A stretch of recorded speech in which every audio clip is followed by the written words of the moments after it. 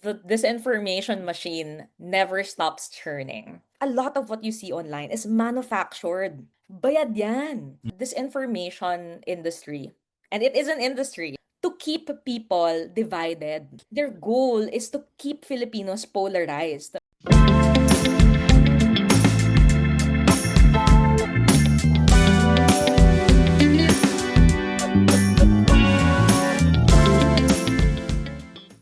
Magandang umaga po mga kaibigan. Ito po ulit si Caloy Conde para sa isa na namang episode ng OpenTalk. Kagabi, nakausap ko si Regine Cabato, dating reporter ng Washington Post at isa ngayong Chevening scholar sa United Kingdom. Si Regine ay mas nakikilala lately bilang isang masugid na researcher at journalist na nagko-cover ng disinformation sa Pilipinas. Ang mga tinututukan niya ay yung mga disinformation campaign na nasa panig ng mga Dutertes. Kung paano ginagamit ng mga Dutertes itong maraming mga trolls, mga influencers para maimpluwensyahan kung paano natin tinatalakay itong mga issue na nadadawit sila.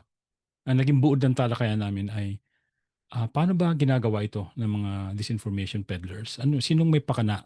May tawag dito si Regine, sabi niya itong mga disinformation cyborgs na ang sabi niya ay talagang hindi talaga tumitigil sa kagagawa ng mga fake news, ng mga disinformation campaigns para pag-away-awayin tayong mga Pilipino pagdating sa issue ng mga Duterte.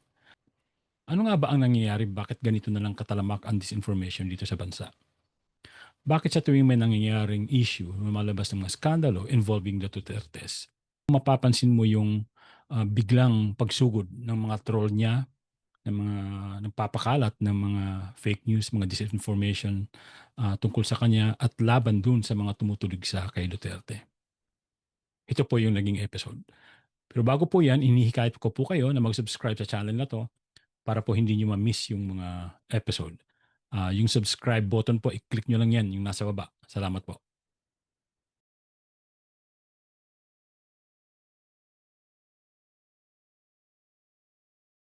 A lot of the work that you've done, Regine, over the past months, centered on disinformation, lalo na targeting yung mga supporters ni Duterte and them trying to spread the this disinformation virus, as we might call it, to others. What's your recent assessment of how things are going there in terms of this? Marami kasi the disinformation machine never stops churning. Mhm. And eto, ngayong may ICC postponement, I'm pretty sure may bagong script na naman yan na iikot. And now, because of the Senate presidency change, may bagong script na naman na iikot. And then just in the last week, may bago na naman na basically trying to frame the Dutertes as not Nepo babies. May ganong, trying to make them the exception to the rule. And then there's another one recently, I don't know if you saw this, attacks on comedian Red Olero. Mhm. Uh, because basically nagsagutan siya with this DDS. And there's a framing that kakampings are in the same uh, camp as Marcos. So may term na umiikot, may script na umiikot na unipink, ganyan. Kahit na that's not true. I mean, like, Mhm. hindi naman yung kakamping yung bumoto kay Marcos nung Yeah. 2022, di ba? Which Red Olero pointed out. And now he's coming on the receiving end of all these attacks from DDS. So it never stops churning. And that is by design. Because people, Sir Kaloy, who have full-time jobs and who have lives of their own, have no time for this. Have no time Yes. to do this.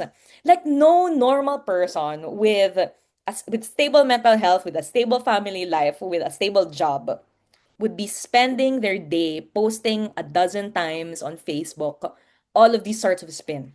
Yeah. So that's why I'm really like I want to explain to people na a lot of what you see online is manufactured. Bayad yan. Mhm. But I'm not also discounting that a lot of it is organic. Kasi Organic, may yeah. mga tao talaga who will do it for free because ganun na silang kababad sa rabbit hole. Parang they really believe in it na talaga.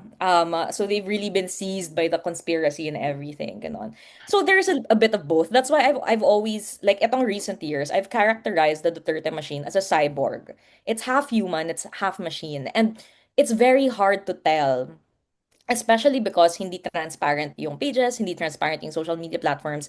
It's very hard to tell which is planted and which is real. Yeah. Yeah. Who's kind of doing this? I mean, manipulating this, ordering this, who's making the cyborgs work?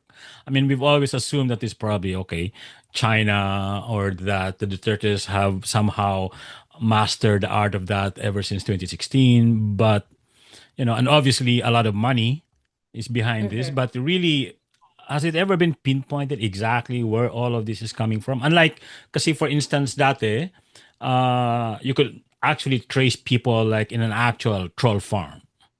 I'm Mhm. not sure if that's the case now. No, yeah. It's really difficult because the disinformation industry, and it is an industry, it is a, parang hindi nga siya, sabi nga ng co-writer ko sa isang PCIJ story, hindi lang siya cottage industry anymore eh. It's a multi-million peso, Yeah. even up to a billion peso industry, according to the estimates of some Filipino academics who had this internews research, that up to 1.5 billion pesos siguro ang nagastos nung 2022 Wow. elections. That is by estimates because it's very hard to tell because you can only ask people what their rates are, but you don't really know if that is the case like across the board because nga they don't file taxes, you don't know which influencers are paid or not eh. But there are clues of coordinated inauthentic behavior. Yun yung tawag namin sa ano. Mm-mm. So, pag may script, ganon. Yun yung mga clues na most likely bayad yan. Most likely may group chat yan na may team lead na nagkakascade ng, oh, ito yung talking points natin, Mm-hmm. ganyan. Or Mm-hmm. sometimes it's the influencers themselves who could come up with these arguments. And then they post it, whether that's organic or not. And then their followers spread it, whether that's organic or not. So, medyo diverse siya. Yeah. And the pinaka-earliest research is that there are, by Jonathan Ong and Jason Cabañas, is that there are PR political Yeah. strategists at the top who basically design all of this. And early on in around 2019, ganyan, halfway through the Duterte admin, there were names that have been floated. Like Nick Gabonada has been floated Yeah. because he was named by Facebook.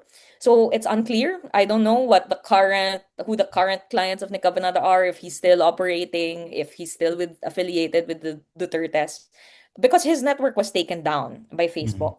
Tapos ito naman yung pinaka-recent OpenAI/ChatGPT revealed that they banned a pro-Marcos operation naman and an Okay. anti-Duterte operation, which was traced to a company based in Makati called Sense and something. We covered that sa mga podcast. So um there are companies, no? But Yeah. it's kind of hard to tell now. Because nga there's so much, like, we need money to investigate these kinds of things. Yeah. Yeah. Yeah. Because you have to pay for journalistic labor to court the sources, to find the sources and everything. And we just don't have that in the industry. Kaya mahirap siya eh. I'm Yeah. I'm reminded, Regine, of I don't know where this happened. I think probably last year, where there was a kind of an expose about a PR or advertising company in the Philippines that was Chinese kind of owned or something, that was behind many of these campaigns, some of these campaigns. Did you I- remember that? i- Iba pa to sa ano? Iba pa ba to sa the one na inaccuse ni Francis Tolentino? Ah, yeah, I think that was the one. Is that the one? Yeah, Parang they were able to find the supposed company that their primary client was allegedly the Chinese embassy, and he mm-hmm, had mm-hmm. a contract that said one of their deliverables was keyboard warriors. So Yeah, AKA trolls. Ganon. So I'm not sure if that's the same one, but there are but you also might be talking about another China operation, which was busted in 2020 by Facebook also.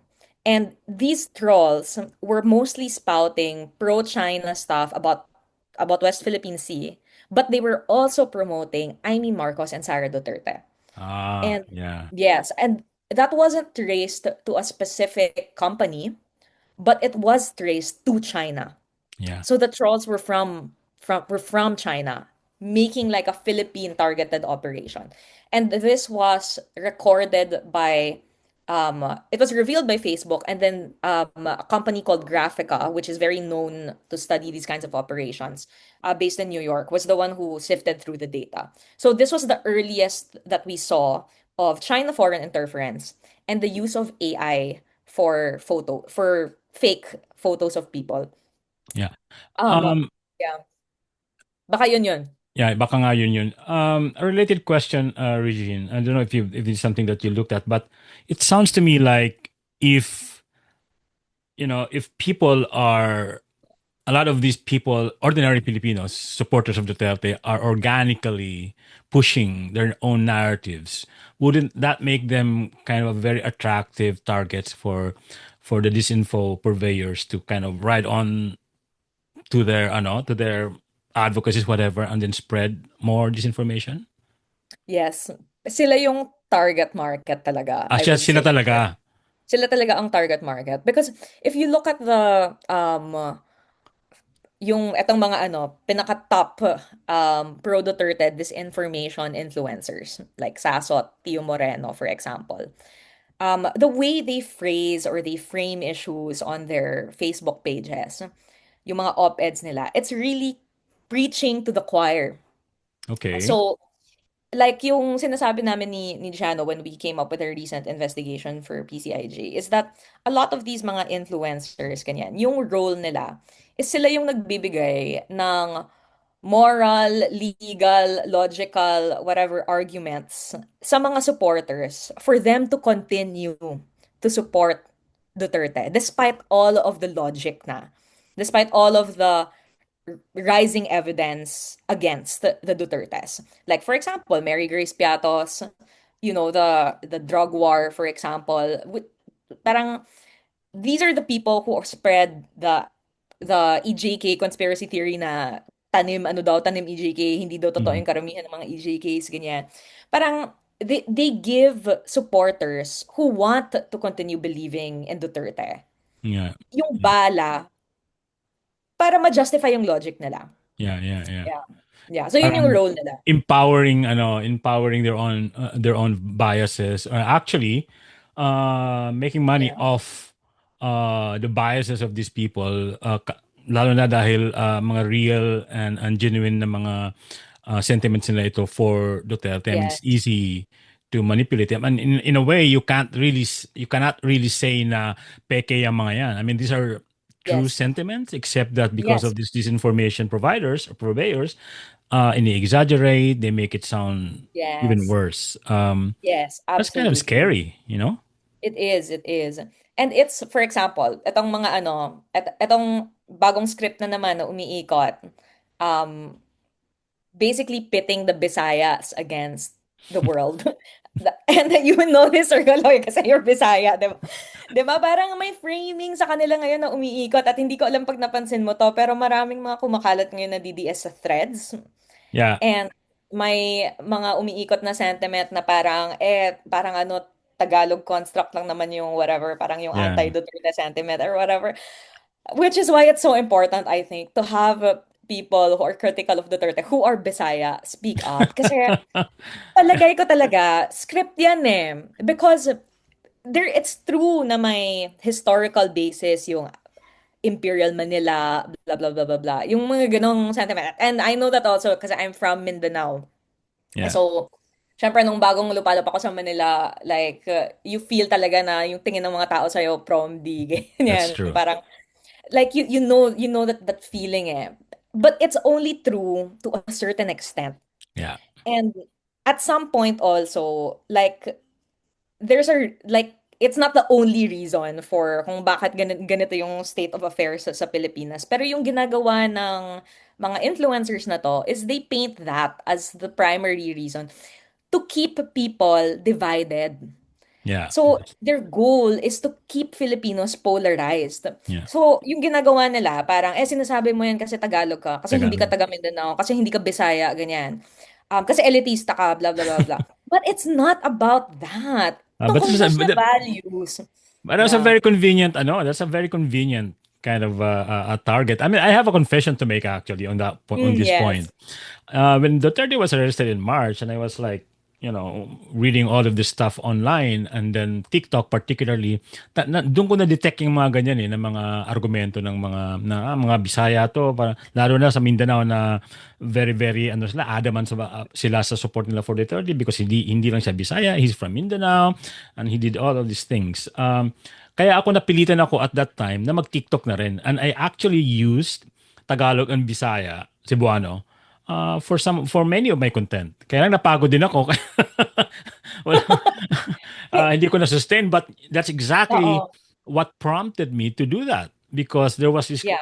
there was this thing that was going on na people are being pitted against each other based on their, just even language or where they're from, Yeah. right? At palagay ko, Sir Kaloy, may language barrier eh. So parang yung commentary na nakikita natin, that's in Filipino, ganyan, that's in English. Hindi kasi siyang natatranslate sa regional languages eh. Yeah. So actually, when you were doing your TikToks in Bisaya, ganyan, I think it filled a very important information gap. Pero, you're right, mahirap siyang i-sustain. Like, nakakapagod talaga siya, nakakaubos talaga siya.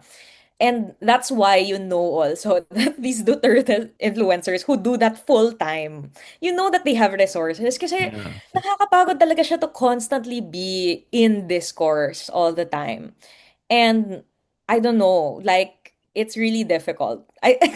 Pero there needs to be more content creators on the democracy side, Yeah. and on the journalism side, across different languages also, para mas mapakalat siya ng ano, which I think the media is trying naman also to fill that gap, and to a degree is also succeeding. I Yeah. don't know though if the media in general, like the Philippine media and especially the big networks, radio networks, are doing any concerted or sustained, efforts to try to fill this gap or to bridge the language divide. As you know, sa Mindanao, for instance, sikat pa rin naman yung mga AM radio stations, and most of them, Bisaya. So, I haven't been, obviously because I'm based in Manila, I haven't been listening to those in Mindanao, but I can only imagine na within this ecosystem ng media na mostly radio and probably even social Facebook na mga parang Facebook shows ganun, diyan matindi rin yung impluwensya ng mga disinformation providers. I think so also. Which is why it's important to train, like, even regional journalists kung paano rin i-spot yung mga ganitong information manipulation. Mhm. Um, but also, like, because napansin ko rin, especially after the closure of ABS-CBN. So parang ang daming nagsara na regional offices, right? Mhm. So many journalists lost their jobs, and nagkaroon ng, we call it a news desert, 'di ba, in the Yeah. industry. So Yeah. magkakaroon ng information gap. So people rush in to fill that gap, influencers included. Yeah. And yung influencers do not have the training that journalists do. So, hindi naman lahat not all influencers are bad, right? Right. Some of them might be well-meaning, some of them might even be trained also as journalists. But for the most part, a lot of them are not. So, yun yung mahirap. Yun yung Yeah. mahirap. And Yeah. pag wala ka pang, especially pag wala pang pera, wala kang maayos na sweldo, so yung Yes. disincentive niya napakadami, ano. But this brings me to another question that I have for you, Regine. Being, one of um, the rising media leaders in the Philippines. I mean, this certainly Grabe this naman, you give me too much credit. no, this information. I mean, all these things that are happening in terms of the disinformation and mas dami-dami ng fact checking. Obviously, that adds another really, thick layer on the media's role and media's job. Dati kasi all we had to really worry about was to get things right and get it out fast. But now, kailangan mo talagang you look much closely. Yeah. Mag-fact check, hindi lang mag-fact check, mag-context check ka pa nga. So, Yes. um, saan tingin mo papunta tong industriya ng media, ng journalism? And given all of this and given all the challenges and given the fact that unlike before where old schoolers like me only had to contend with owners na walang pakialam sa mga trabahante, now you have to contend also with the trolls, with the propagandists, with Yeah. spokespeople of governments that hindi nire-respeto yung media. So I mean, ang dami ng mga tawag dito, mga forces at play. Where do you think the journalism is headed in the Philippines right now because of all of this? Well, if there's one thing that the rise of influencers tells me, it's that people are looking for not just facts, but framing. They want to be told how to understand all the chaos that's happening sa politika natin. They want to be told like what's what, parang ano ba yung context. And they don't care whether or not the voice that says that is biased. So, medyo may aspect siya ng confirmation bias because sometimes people will really just look for or look at the influencers who will tell them what they want to hear. Which is Mm-hmm. why sobrang patok na patok tong mga DDS influencers because they tell people na yes, you are correct in your support of Duterte, ganyan, ganyan, ganyan. And they don't want to hear anything else. No? Pero palagay ko naman, there are more people than we think na tahimik lang, na hindi nagla-like, hindi nag-share, ganyan, na nag-lurker lang sa Facebook, na open-minded, and who will read stuff from all sides. So, kailangan i-fill yung information gap on the other side. And there are influencers naman also who are pro-good governance, ganyan, na who are trying to fill that, no? But I think it also means that journalists have to compete in that kind of in this kind of chaos, no? But it's not a Philippines exclusive thing. Nangyayari din to sa US most prominently, but also elsewhere around the world. And we'll see it now like in the coverage of Trump and everything, ganon. Ang dami ng pundits. Like anybody, any random person off the street can be a pundit. Yeah. Um, so it's harder, I think, on journalists because we have like we have restrictions, and we have to explain that to people to make sure that we're still like the go-to source when push comes to shove. That people know that it's fine to listen to influencers, but take everything that they say with a grain of salt. Yeah. You have to be hyper aware kung sa framing nila compared to if you hear the framing of a journalist na alam mo yung content ng journalist na yon went through an editorial process, went through multiple checks and what have you, ganon. Yeah. So that's one way that we're headed, I think. Another way, Sir Kaloy, is sobrang worried ako that people have lost their capacity for long form reading comprehension. People don't have the attention span for an investigative story. Yun yung worry ko, ha. Um, I think that's not entirely true in the sense that kita naman that some people appreciate etong lahat ng investigative buzz na ginagawa ng media ngayon with the flood control projects. So medyong I feel heartened a bit because oh my gosh, may impact pa pala Yeah. yung investigative journalism sa atin, gano'n. But throughout this, you will still hear people saying, bakit hindi kino-cover ng media to? Bakit hindi? But actually, they did. Or probably they're working on it. Pero, it takes time to gather the data and everything, which has been withheld from us, such as during the Duterte years. So parang mahirap to explain to people na Yeah. you need to breach a certain threshold of evidence before you can run a story. But also, I So, think, yeah. I mean, just to add quickly, but also, I think this is all the result of the sustained effort by the Duterte administration and the government in general to kind of diminish yung ano ng media, 'di ba? Yung demonize, diminish yung papel nila, yung kanilang relevance, importance sa society. So that makes people, ordinary Filipinos, consumers of media, to think na, oh yeah, wala talaga kayo. So the moment na isang linggo pa lang hindi pa nakakapag-release ng report ang PCIJ, oh tulog-tulog ang PCIJ kasi mga bayaran niya mga yan, 'di ba? Ganun usually yung mga.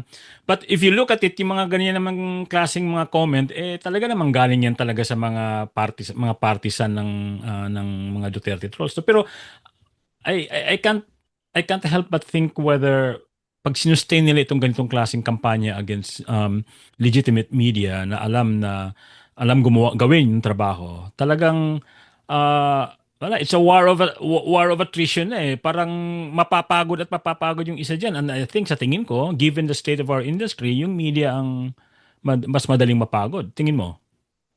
Yes, I completely, completely agree.